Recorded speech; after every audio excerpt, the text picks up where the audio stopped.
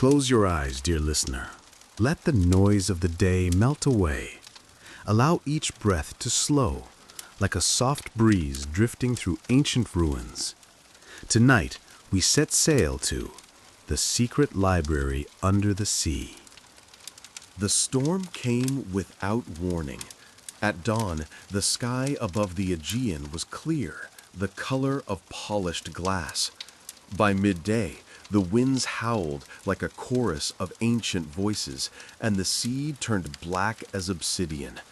Fishing boats rushed for the safety of the harbors, and gulls fled inland, their shrieks sharp as knives cutting through the roar of the waves. But far from the safety of the coast, a small research vessel named the Calliope fought the rising tide. At the helm, Dr. Elena Marinos gripped the wheel with white-knuckled hands. She was 36, her sun-brown skin etched with the faint lines of someone who had spent half her life on the water. Her black hair, usually tied in a neat braid, now whipped wildly in the storm winds. The sea had been her home for as long as she could remember, but even now she could feel it, that uncanny shift in the water, the pulse beneath the surface that spoke of something deeper, something old. And in her pocket, wrapped in oilskin and bound with cord, the map pulsed faintly with warmth, as if it were alive. It had been discovered 3 weeks ago, buried in the archives of a forgotten monastery on Mount Athos. Written in faded Byzantine Greek, it spoke of an island that no longer existed, an island swallowed by the sea over 1,000 years ago. They called it Thalassion, the Lost Isle, the sanctuary of forgotten words. Elena hadn't believed it at first. She had spent her career debunking myths, Atlantis, Lemuria, Mu, but something about this map was different. Its ink shimmered under moonlight, its edges carved with sigils that no historian could identify. And then there was the seal, a sigil of Poseidon, etched in gold leaf, coiled like a serpent around a trident. Now, as the Calliope pitched violently against the rising waves, she wondered if she had made a mistake. Beneath the deck, Professor Adrian Locke cursed as another wave slammed against the hull. A tall, thin man with silver-streaked hair and eyes the pale blue of deep ice, Adrian was not built for the sea. He clutched the rail, knuckles pale, his sharp features twisted with frustration. "Remind me," he shouted over the roar of the storm, "why are we out here again, risking our lives for some mythical island that probably never existed?" "Because myths," Elena shouted back, "are usually built on something real." Adrian scowled but said nothing. He had known Elena long enough to recognize that tone, the tone that meant she would see this through, storm or no storm. And then there was the third member of their crew, Kai, the quiet diver they'd hired in Santorini. No one knew much about him. He was younger than Elena, maybe late 20s, with sun-gold skin, dark hair tied at the nape of his neck, and eyes the impossible green of seawater at dawn. He spoke little, but when he did, there was an unsettling certainty in his voice, as though he already knew the shape of every current, every reef, every secret the ocean kept. At that moment, Kai stood barefoot on the deck, steady despite the chaos around him. He tilted his head, listening, not to the storm, but to something deeper, something below. "It's close," he said, his voice calm against the rage of the sea. Elena froze, her hands tightening on the wheel. "How do you know that?" Kai's eyes flickered, just for a moment, catching the lightning as it split the horizon. "Because," he said softly, "it's calling." By nightfall, the storm broke as suddenly as it had come. The seas smoothed into glass, and the moon rose, swollen and luminous, casting a path of silver across the endless black water. And there, on the horizon, they saw it, an island that should not exist. They anchored just beyond the reef, where the waters glowed faintly with bioluminescent light. From the deck, Alina could see the ruins rising from the shallows, columns of white marble etched with strange runes, their bases entwined with coral and the curling arms of sea anemones. "This can't be real," Adrian whispered, breathless despite himself. Alina ignored him, her gaze fixed on the ruins. Every story she'd dismissed, every myth she'd brushed aside as fantasy, now shimmered in the moonlit water before her. "It's real," she said, her voice almost reverent. "Thalaseon." Kai leaned against the rail, his expression unreadable. "This is just the surface," he murmured. "The library is deeper, hidden below, waiting." They dove at first light. The water was cold and impossibly clear, the sunlight piercing in sharp golden shafts that lit the ruins below.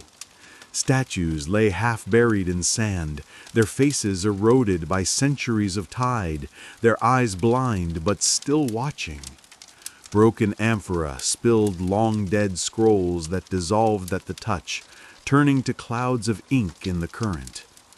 And deeper still, through a labyrinth of coral and stone, they found the entrance.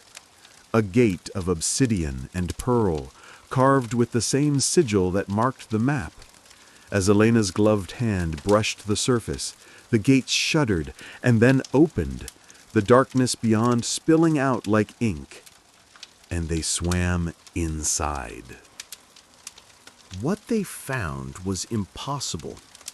A cavern stretching endlessly, lit by soft, ethereal light, rows upon rows of shelves carved from black coral and white stone, each holding scrolls sealed in crystal tubes, tablets carved in unknown scripts, books bound in materials that shimmered like starlight. The Library of Thalaseon. "Elena," Adrian whispered, his voice reverent now, trembling.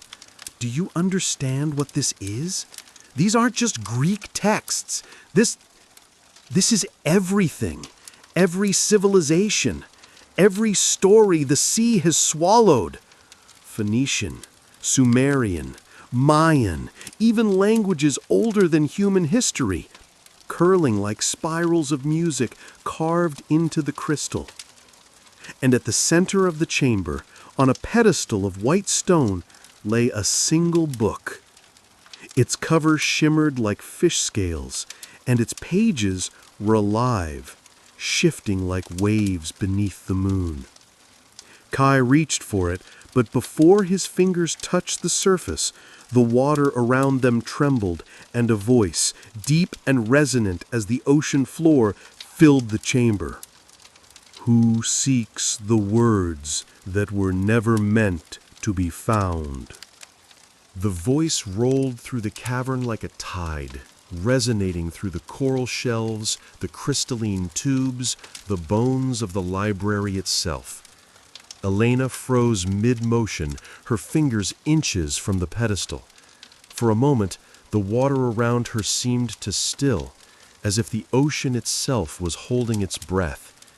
Adrian turned slowly, his eyes wide behind the glass of his dive mask. He mouthed the words, "Did you hear that?" But no sound came. The voice wasn't sound, not exactly. It was vibration, a deep hum that bypassed the ears and threaded itself straight into their bones. Kai did not move. His green eyes shimmered in the ethereal glow as he stared into the darkness beyond the shelves. into the yawning caverns that seemed to stretch endlessly in every direction. "We seek only knowledge," he said softly, his voice steady even here, even now. The water trembled again, the vibrations intensifying. "Knowledge is never only knowledge. It is power, and power is always a debt." Elena's heart pounded, her rational mind scrambling for explanations. Thermal currents, sound illusions, nitrogen narcosis, but none of them fit. This wasn't hallucination. This was real. "Who are you?" she asked, forcing her voice through the comms, her tone sharper than she intended. The darkness shifted, coalescing into a shape, vast and indistinct, like a shadow draped in currents. Eyes, if they were eyes, opened in the distance, twin orbs of molten gold flickering with ancient light. "I am the Keeper," the voice said, "guardian of the Word, sentinel of the deep. This place is not for the unbidden." Adrian swallowed hard, his knuckles white around the torch he gripped. "Elena," he whispered through the comm, "I think we should leave. Now." But Elena shook her head. Fear licked at her spine, but curiosity burned hotter. "We found the map," she said carefully, her words slow, deliberate. "We followed its path. If this library is real, then maybe we were meant to find it." The Keeper regarded her in silence. The water thickened, heavy with pressure, like the weight of 1,000 fathoms pressing down. Finally, the voice came again, quieter now, almost curious. The map was not a gift. It was a summons. Elena felt her breath hitch. A summons. For what? "For the choice," the Keeper replied. From the corner of her vision, Elena saw Kai's expression change. Not surprise, recognition. "You knew," she whispered, her voice sharp with sudden clarity. "You knew this was here. That's why you took the job. Who are you, Kai?" He didn't answer right away. His gaze stayed locked on the shifting shadow in the distance, his body still and poised, as though he'd been waiting for this moment his entire life. Finally, he turned, his eyes catching the strange light of the library, impossibly green, impossibly deep. "I'm a child of the currents," one of the last. Adrian's brow furrowed in confusion. A child of the... What the hell does that even mean? Kai's mouth curved in a humorless smile. "It means this place, this library, is older than your maps, older than your myths. And some of us, we are bound to it." The Keeper stirred, the water vibrating with something that might have been amusement. "The boy speaks truth," the voice said. "He carries the mark, though he has yet to claim it. The tides know their own." The pedestal before them began to glow. The book, if it was a book, pulsed with light, its pages rippling like liquid silver. Symbols crawled across its surface, shifting faster than the eye could follow. Languages folding into one another, Phoenician into Linear A, Linear A into cuneiform, cuneiform into something older, sharper, unnameable. Elena's fingers twitched toward it, almost without thinking. "Don't," Kai said sharply, his voice cutting through the water like a blade. "Not yet, until you understand what you're taking." The Keeper's voice deepened, the sound reverberating through their bones. "This library holds every story the sea has claimed," it said. "The epics lost to fire and flood, the truths buried beneath sand and salt, the names of gods that never made it into your histories. Adrian's voice cracked through the calms, breathless, desperate. This is impossible. Do you understand what this means? If you can take it. The keeper's laughter was low and terrible, like the groaning of icebergs cracking in the deep. Knowledge taken without cost always destroys the thief. Elena forced herself to speak, though her throat was dry even in the rebreather. What cost? The golden eyes fixed on her, bright and unyielding. A life, the keeper said. Always a life. The tides demand balance. To carry the word beyond these waters, one must remain in its place. One must become its anchor. The words sank into the silence that followed, heavy as lead. Adrian stared at Elena, panic rising sharp and fast. "Tell me this is a joke," he whispered. "Tell me you didn't drag us down here for—" Elena ignored him. Her gaze had locked on the glowing pedestal, on the living book that pulsed like a heartbeat. Her pulse matched its rhythm. Kai swam forward slowly, his movements precise, deliberate. "The choice isn't new," he said quietly. "It's been made before, by sailors, by kings, by priests who wanted to carry the old stories into the world of men. Some took the bargain, most didn't." His eyes lifted to hers, and those who stayed became the voices in the deep, the keepers. Elena felt the weight of the words settle in her chest. Stay. Become the voice. The thought sent a chill crawling up her spine. "What happens," she asked carefully, "if no one takes the bargain?" The keeper's voice rolled through the chamber, calm and absolute. "Then the library sleeps again, until it is summoned, until someone is willing to pay the price." For a long, suspended moment, no one moved. The hum of the library was the only sound, a steady, pulsing rhythm like the heartbeat of the ocean itself. And then, softly, Kai said, "It's your choice, Elena." The cavern felt heavier now, not with water, but with silence. The kind of silence that presses against the ribs, slow and suffocating. Elena floated in the stillness, her breath sharp and shallow in her rebreather. She looked at the glowing pedestal, then at Kai, then at Adrian, who clutched the strap of his gear like a man ready to flee.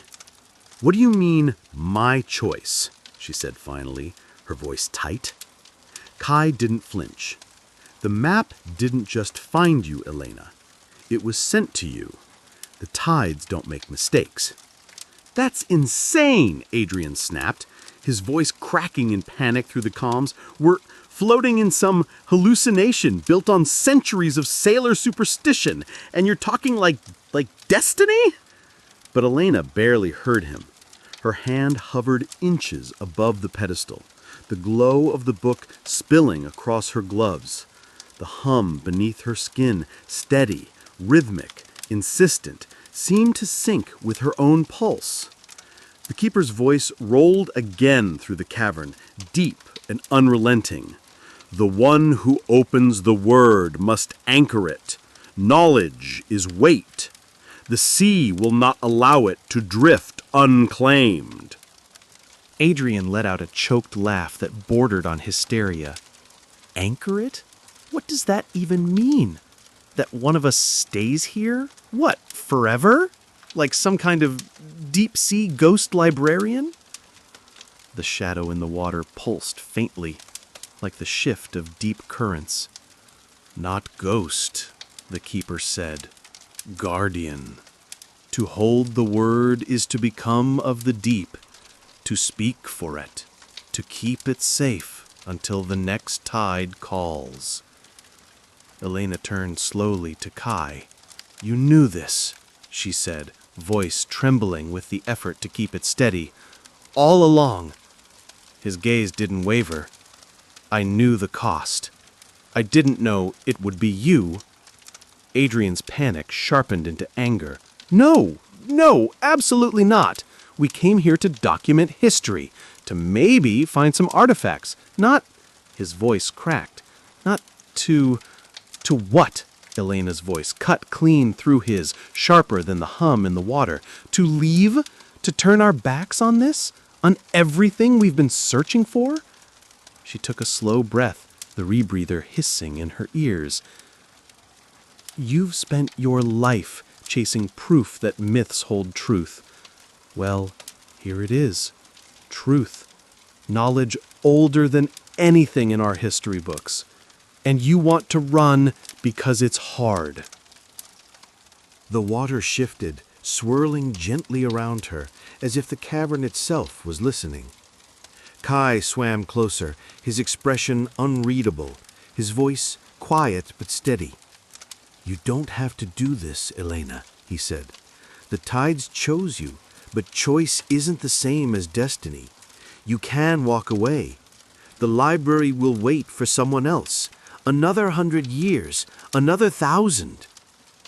Elena stared at the book. The symbols danced across its surface, curling and uncurling like living script.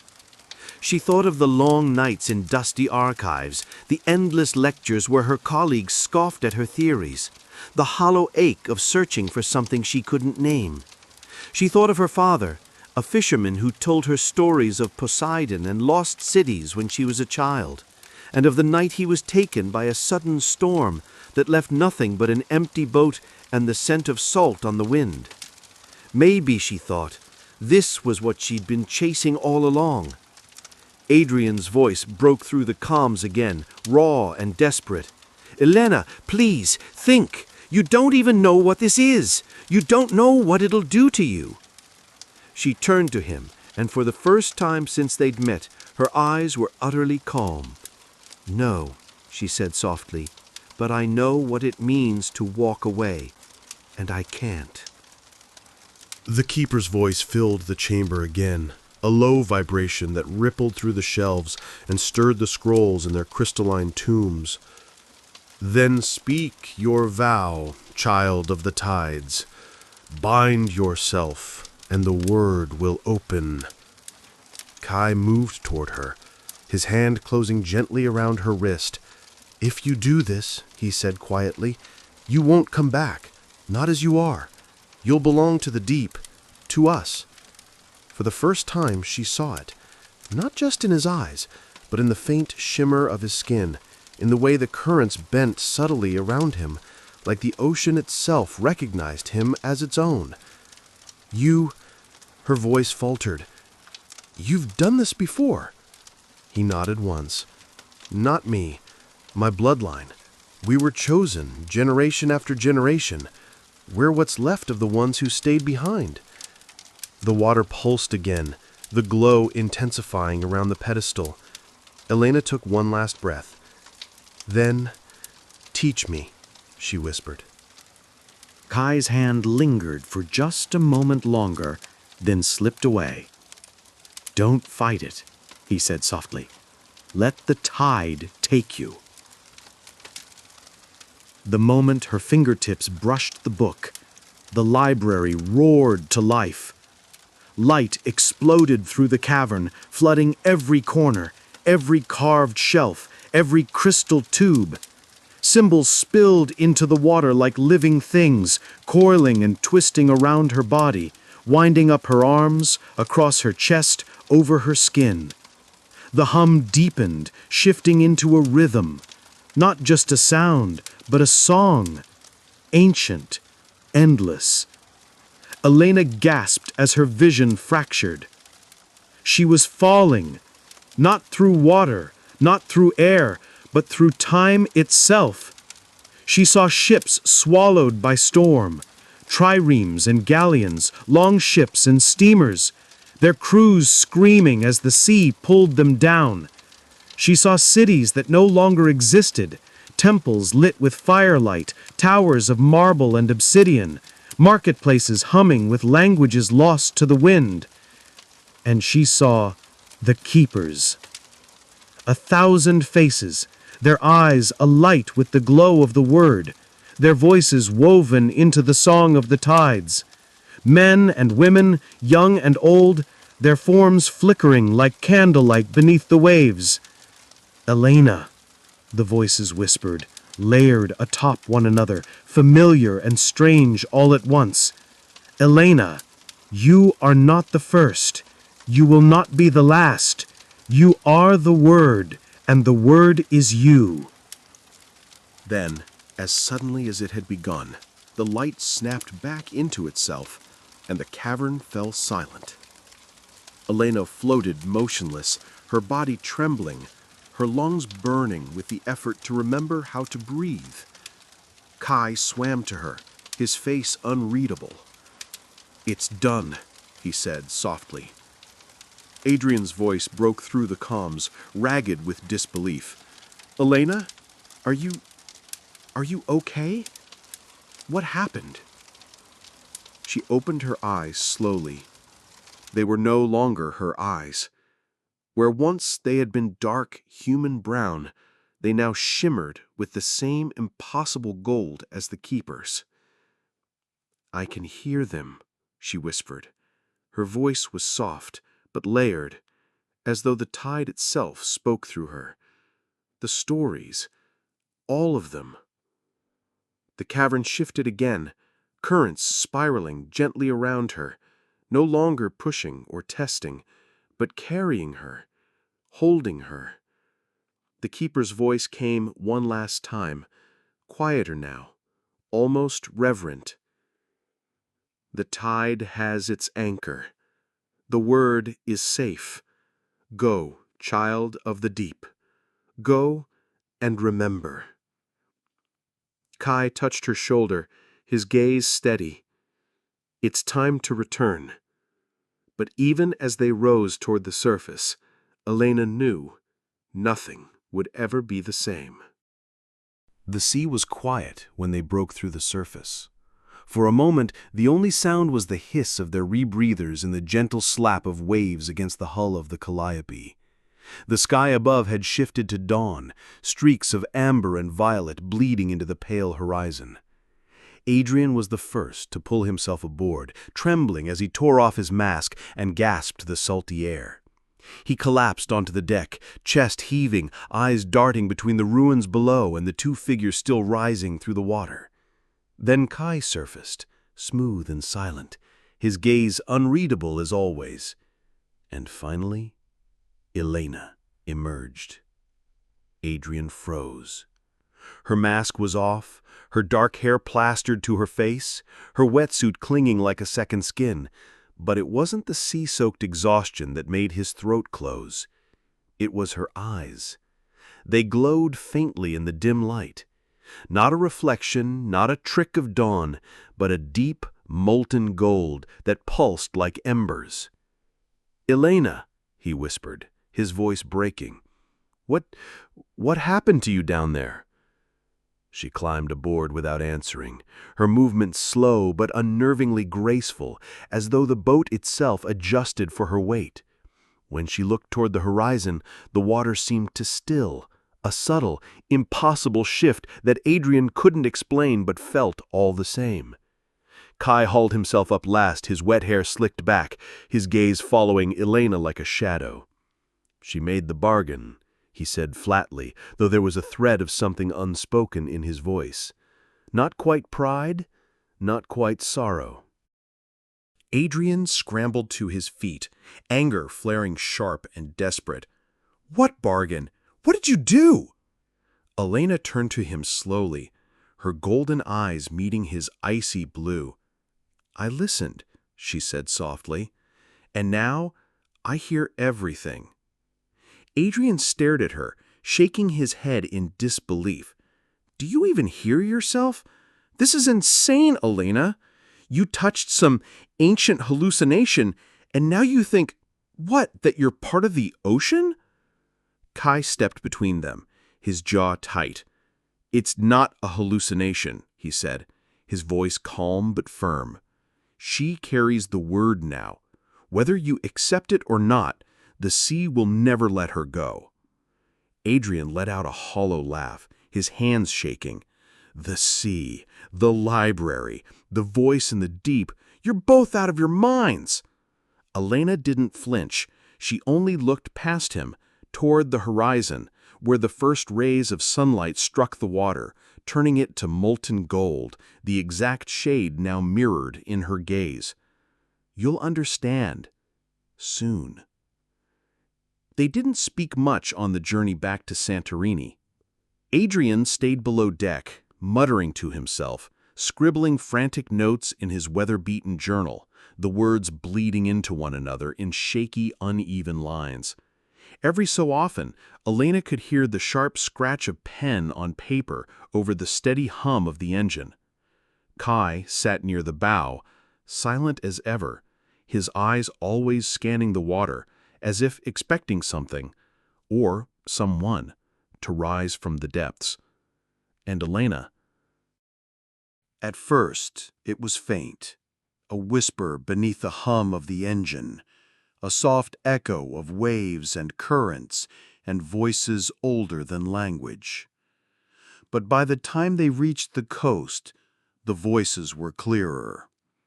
She heard the names of lost ships carried on the tide, the forgotten prayers of sailors who had begged the sea for mercy centuries ago, the soft, mournful lullaby of a civilization drowned before history began.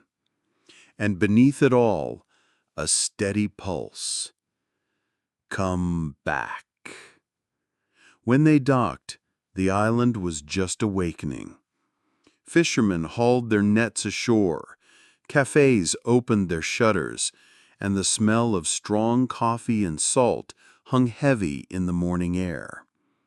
Adrian jumped onto the dock first, eager to escape the boat and everything it now represented.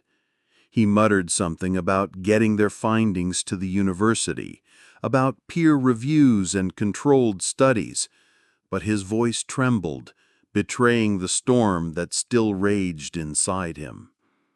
Kai tied the calliope to the dock in silence. Elena lingered on deck, her gaze fixed on the horizon, on the place where the sun met the sea. "Are you going to tell him?" Kai asked quietly. She turned, her golden eyes unreadable. "Tell him what?" "The longer you stay up here, the harder it will be," Kai said. "The sea doesn't like to share what it claims. It'll call you back, Elena, sooner than you think." For a long moment, she didn't answer. Then, softly, "I can still finish what I started. I can document the library, bring the knowledge to the surface." Kai shook his head. "You don't understand. You're not just Elena anymore. You're the anchor now. The deeper you fight it, the deeper it'll pull." That night, as the island slept, she dreamed. She stood on the ocean floor, the library rising around her in endless spirals of coral and stone. The voices of the keepers surrounded her, a chorus of whispers threading through the currents. "The word is not meant to be caged," they said. "It is tide and current. It must move. It must breathe." She woke before dawn, her skin damp with salt, her heart thrumming with the hum of the deep. By the third day, the changes were undeniable. Her skin shimmered faintly in the light, like water catching the sun. She could sense the currents even from shore, knew instinctively when the tide would turn, when the wind would rise. And when she walked through the small streets of the island, people stared. Not with fear, not exactly, but with something like reverence. As if they knew, even if they couldn't name it, that she was no longer entirely human. Adrian avoided her. When they crossed paths in the tiny rented villa, he averted his eyes, his jaw tight, his shoulders rigid. She heard him at night, pacing, scribbling notes, whispering fragments of theories to himself, theories that always ended in silence, in a hollow, desperate laugh. Kai, on the other hand, stayed close, watching, waiting. "The currents are shifting," he said one evening as they stood on the cliffs overlooking the sea. "The deeper ones. Something's moving down there. Something old." That night, the dreams came again. But this time, they were not dreams. She found herself back in the cavern, the shells glowing softly in the eternal dark, the hum of the word vibrating in her bones. The keeper's golden eyes blinked open in the distance. "The anchor is set," the voice rumbled. "But the tide rises. Others will come. They will seek the word, and they will not ask permission." Elena's breath caught. "Others?" The keeper's gaze burned brighter, the currents stirring with an edge she had never felt before. "The sea remembers everything," it said. "But so do those who once tried to claim what was never theirs. The old kings, the lost empires. Their descendants still walk the surface, and they will come for what you now hold." When she woke, the taste of salt still clung to her lips, and out on the horizon, just beyond the edge of the morning light, a shape moved. Too large for a fishing boat, too sleek for a freighter. Watching, waiting. The ship appeared at dawn. It cut through the mist like a blade, sleek and silent, its hull painted a shade of gray that devoured the early light. There were no flags, no markings, just a shadow gliding toward the island with deliberate precision. Elena watched from the cliffs, the golden glow of her eyes reflecting the thin line of sunrise. "They found us," she said softly. Kai stepped up beside her, his expression unreadable, though his shoulders were tense as a drawn bow. "Not us, you." Behind them, Adrian stumbled down the rocky path, clutching his field journal like a talisman. His voice was sharp, panicked. "You can't stay here," he said. "Do you understand? Whoever they are, governments, corporations, private collectors, they're not here for sightseeing. They know what you found, Elena. They'll take it. They'll take you." Elena didn't answer. She stood very still, feeling the pull in her chest, a steady hum, the same rhythm that had guided her ever since the library claimed her. "They're not the first," she said finally, her voice quiet but threaded with something vast. "The sea has always kept its secrets. It will again." By noon, the ship anchored just beyond the reef. Men in black dive suits poured into the water, cutting through the currents with military precision. Harpoons slung over their shoulders, reinforced helmets gleaming in the sunlight. Adrian paced the shoreline, his voice breaking. "We have to leave, now! Do you hear me, Elena? You can't fight them. You don't even—" Kai caught his arm, stopping him with a sharp look. "She's not fighting," he said. "She's answering." Elena waded into the shallows, the water curling around her legs like an embrace. Her golden eyes shimmered brighter, the hum in her chest rising to a crescendo. The divers closed in, their shadows slicing through the water. "Elena!" Adrian shouted. "Please, don't do this!" She turned her head slightly, enough for him to see her face. "I have to," she said softly. "The library isn't mine. It never was. I'm just its voice." The first diver reached her. He raised his hand, not in greeting, but in command, his glove flashing some silent signal to the others. Elena closed her eyes. The ocean answered. The tide surged without warning, rising in a violent roaring wall of water that crashed over the divers, hurling them back toward their ship.